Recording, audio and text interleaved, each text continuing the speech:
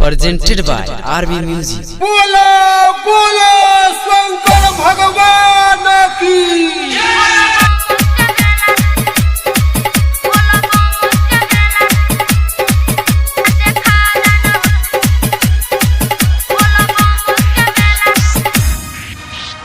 Music SR Jehanabad.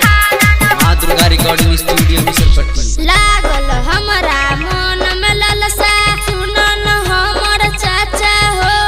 लागल हमरा मन में ललसा अइबे तू पूरा दान हो।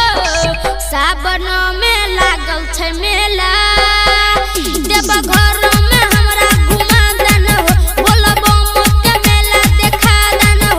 भोला बाबा के दर्शन करा दान हो।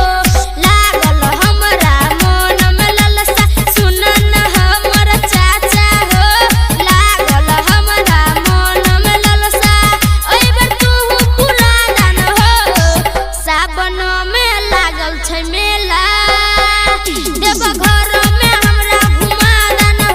भोला बाबा के मेला देखा दान हो। शिव शंकर के दर्शन करा दान हो। अभी आप सुन रहे हैं अमर खन्ना से बाल कलाकार अभिषेक राय को।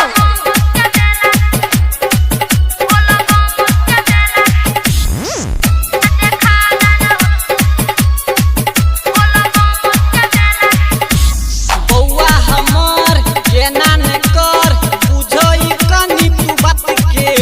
कोरोना के हाला पूरा मोहल्ला जिद न करे तू डट के रे। हाँ बौआ हमर केना न कर बुझई कनी तू बात के। कोरोना के हाला से पूरा मोहल्ला जिद न करे तू डट के रे। डंडा मार तो पुलिस तोरा सुनै न हमर बौआ रे। डंडा मार तो पुलिस तोरा लागल ललसा छोड़ाई दे तोरे। सावन में लागल छै मेला देव घर में हमरा घुमा दान हो। भोला बाबा के मेला देखा दान हो। पुलिस मारे का डंडा भगाई दे तोरे बुझले ना। माँ दुर्गा रिकॉर्डिंग स्टूडियो मिसरपट्टी।